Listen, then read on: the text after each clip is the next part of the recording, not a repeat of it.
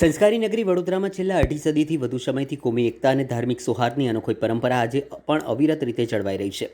મોહરમ નિમિત્તે નાગરવાડા વિસ્તારમાં આવેલા હકીમવાડાના તાજિયા અને બહુચરાજી માતાના મંદિર ખાતે વિશેષ વિધિથી ઠંડક આપવામાં આવે છે, જે શહેરની ગંગા જમની સંસ્કૃતિનું જીવંત પ્રતીક માનવામાં આવે છે. મોહરમના પાવન પ્રસંગે હકીમવાડામાંથી નીકળતા તાજિયા અને બહુચરાજી માતાજીના મંદિર ખાતે લાવવામાં આવે છે. અહીં મંદિરના મહંત દ્વારા પવિત્ર જળ, ગુલાબની પાંખડીઓ અને અત્તર અર્પણ કરી તાજિયાને ઠંડક આપવામાં આવે છે. ત્યારબાદ શ્રીફળનો ભોગ ધરાવી ધાર્મિક વિધિ પૂર્ણ કરાય છે.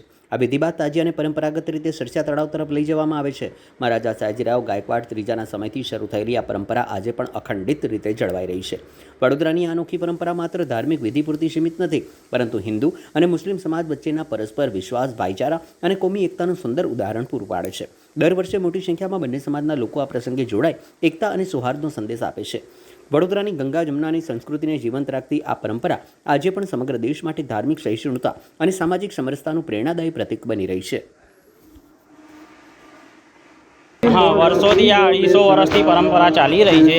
હકીમ સાહેબના ઇમામના વાડાના ત્રાજિયા છે જે બહુચરાજી મંદિર ખાતે લાવવામાં આવે છે અને પૂજારી દ્વારા ત્રાજિયાને ઠંડા કરવામાં આવે છે પંચામૃત જળથી, અને પછી લઈ જઈને ગુલિસ્તાન એપાર્ટમેન્ટમાં દફનાવવામાં આવે છે. અને એક જ ત્રાજિયા જે છે જે દફનાવવામાં આવે છે, બીજા બધા ત્રાજિયા ડુબાડવામાં આવે છે. बिस्मिल्लाहिर्रहमानिर्रहीम के हुसैन अलैहिस्सलातु की याद में हम कब मनाते हैं. हुसैन का पैगाम सारी दुनिया के लिए था.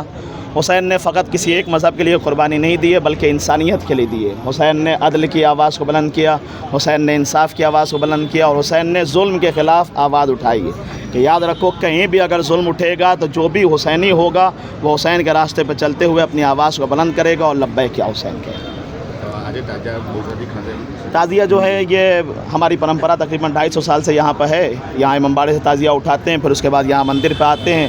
यहाँ हिंदुओं की श्रद्धा इससे जुड़ी हुई है, वो आते हैं, आकर के ताज़िया के आगे अपने सर को झुकाते हैं. फिर उसके बाद से ये सिलसिला करबला तक जाता है और वहाँ जाकर हम इसे दफन कर देते हैं.